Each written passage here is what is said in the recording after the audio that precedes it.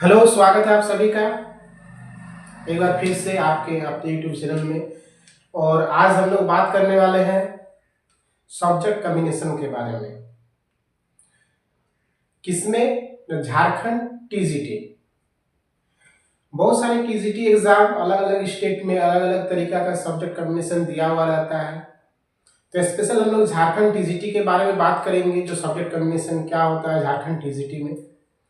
बहुत सारे जो आने वाले जो टीचर के बहाली होनी है टीजीटी में, तो बहुत किसी को पता नहीं है कि झारखंड टीजीटी में किस प्रकार का सब्जेक्ट कॉम्बिनेशन होता है। और जो अभी फिलहाल इंटर पास किए हैं और ग्रेजुएशन में कोई अगर एडमिशन लेना चाह रहे हैं तो किस प्रकार का सब्जेक्ट कॉम्बिनेशन लेना चाहिए, अगर आगे वो भविष्य में सोचते हैं कि हमको जो है टीचिंग लाइन में जाना है, तो ये वीडियो जो है उसके लिए महत्वपूर्ण रहने वाली है।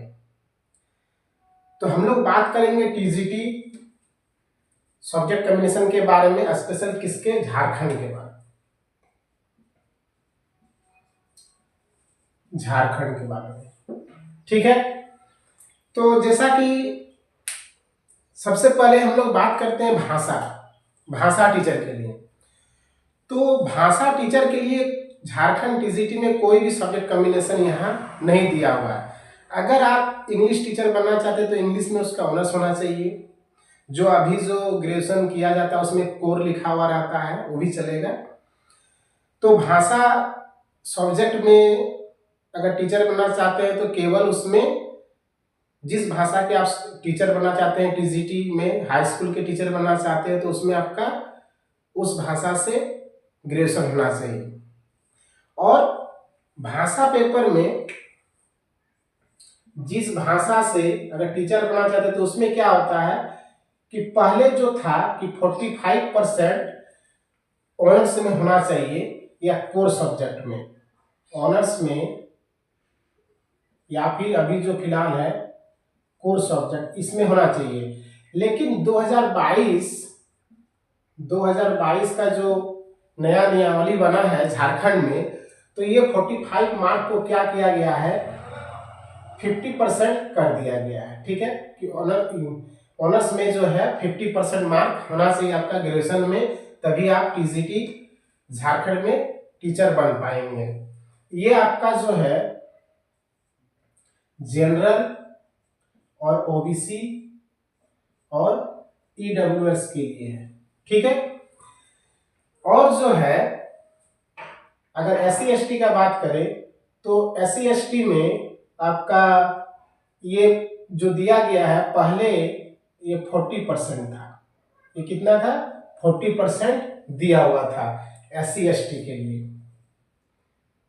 एससी एसटी के लिए ये 40% दिया गया था, ठीक है।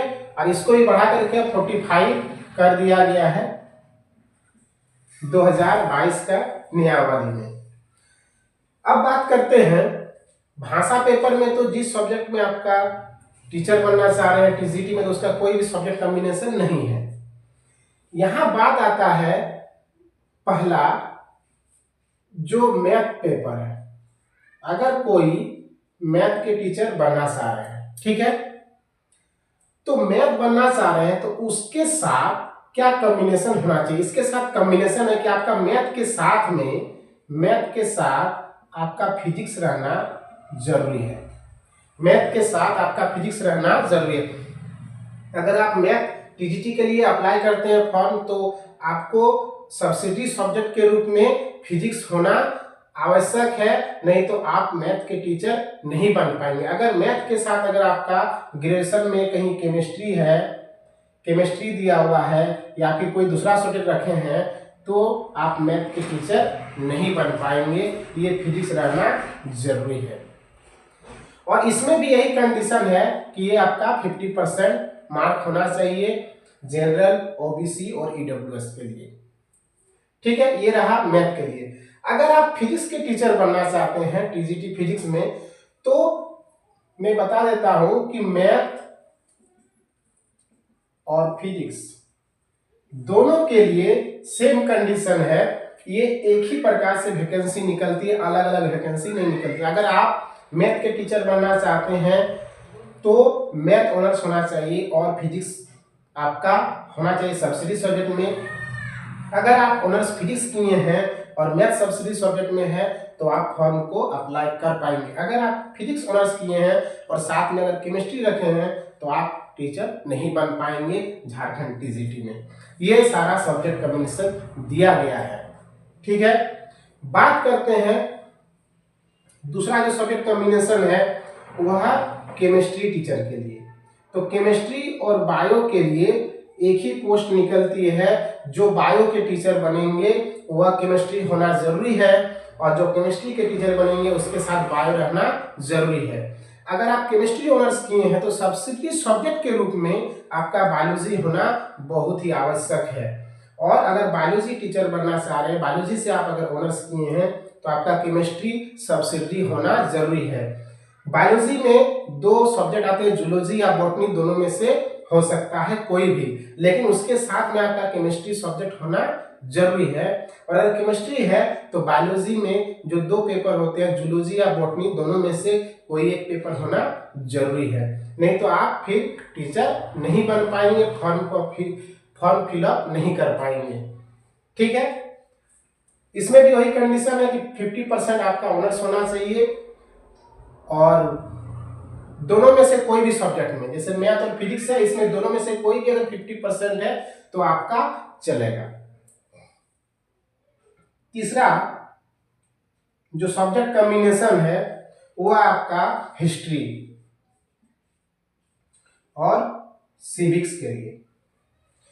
तो हिस्ट्री और सिविक्स में भी वही कॉम्बिनेशन है कि अगर आप इतिहास और नागरिक शास्त्र दोनों में से कोई एक पेपर में अगर आपका 50% है, आप दोनों आपका पेपर आप 3 साल तक दोनों में से कोई एक पेपर पढ़े हैं तो आप हिस्ट्री और सिविक्स के टीजीटी टीचर पर अप्लाई कर पाएंगे। ठीक है, ये कंडीशन लगा हुआ है झारखंड टीजीटी में।